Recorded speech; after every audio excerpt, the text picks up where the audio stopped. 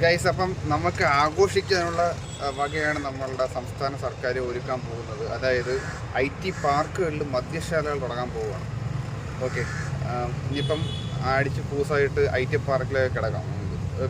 അതിനുള്ള അവസരം നമ്മളുടെ ഗവൺമെൻറ്റായിട്ട് സുവർണ അവസരം ഒരുക്കി തന്നിരിക്കുകയാണ് കുടിയന്മാർക്ക്. ഓക്കെ, സാധാരണ അത്യാവശ്യം കുറച്ച് സ്റ്റാൻഡേർഡൊക്കെ ആയിട്ട് പൊയ്ക്കൊണ്ടിരുന്ന സ്ഥലമാണ് IT പാർക്ക് എന്നൊക്കെ പറയുന്നത്. ഇപ്പം അവിടെയും എന്താണ് ഈ അടിച്ച് ഓടെ കിടക്കാൻ പറ്റുന്ന ഒരു സെറ്റപ്പിലേക്ക് ആക്കി തരികയാണ് നമ്മളുടെ സർക്കാർ എന്ന് പറയുന്നത്. 10 ലക്ഷം വാർഷിക ഇത് കൊടുക്കുകയാണെന്നുണ്ടെങ്കിൽ ഗവൺമെൻറ് സ്ഥാപനത്തിനോ അല്ലെന്നുണ്ടെങ്കിൽ പ്രൈവറ്റൈസ്ഡ് ആയിട്ടുള്ള ഏതെങ്കിലും സ്ഥാപനത്തിനോ എന്ത് ചെയ്യാം, അവിടെ IT പാർക്കുകളിൽ നമുക്ക് ബിവറേജ് സ്റ്റാർട്ട് ചെയ്യാം. ഓക്കെ, അപ്പം മദ്യശാലകൾ സ്റ്റാർട്ട് ചെയ്യാം. ഇപ്പം ടെക്നോ പാർക്കിനകത്തും ഇൻഫോ പാർക്കിനകത്തും എല്ലാം സ്റ്റാർട്ട് ചെയ്യാനായിട്ടുള്ളൊരു വൻ അവസരമാണ് ഒരുക്കിയിരിക്കുന്നത് നമ്മളുടെ സർക്കാർ, കേരള സർക്കാർ. അവർ രണ്ടാമത് വന്ന സമയത്ത്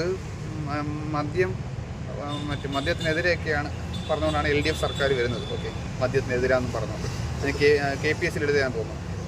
KPSC എഴുതൊക്കെ ഒരു അവരുടെ പരസ്യമൊക്കെ ഉണ്ടായിരുന്നു.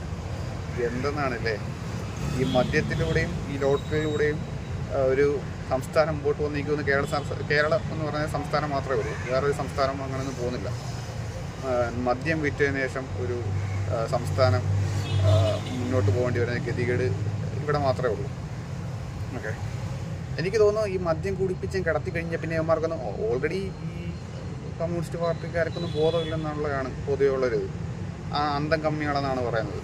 ഓക്കെ, അന്ധമായിട്ട് അവരെ വിശ്വസിക്കുന്നു. അപ്പോൾ എനിക്കൊന്ന് ബാക്കിയുള്ളവന്മാരെ കൂടെ കുടിപ്പിച്ച് ബോധം കെടുത്തി കഴിഞ്ഞാൽ പിന്നെ ഇവന്മാർക്ക് അടുത്ത ഭരണം എന്തായാലും ഇവന്മാർക്ക് ഏകദേശം പോകുന്നുള്ള രീതിയിലാണ് നിൽക്കുന്നത്. ഇനി കോൺഗ്രസ്സേ വരത്തുള്ളൂ. ഓക്കെ, അതുകൊണ്ട് യുവന്മാർക്ക് കുത്തിക്കാൻ വേണ്ടിയിട്ട് ബാക്കിയുള്ളവന്മാരുടെ കൂടെ ബോധം കളയുക എന്നുള്ളതാണ്. ഇപ്പോൾ ആൾക്ക് ബോധം വെച്ച് വരുന്നതുകൊണ്ട് യുവന്മാർക്ക് അറിയാം എന്താണ് അടുത്ത ഭരണത്തിൽ എന്തായാലും ഇവന്മാർ പോകും, കിട്ടൂല.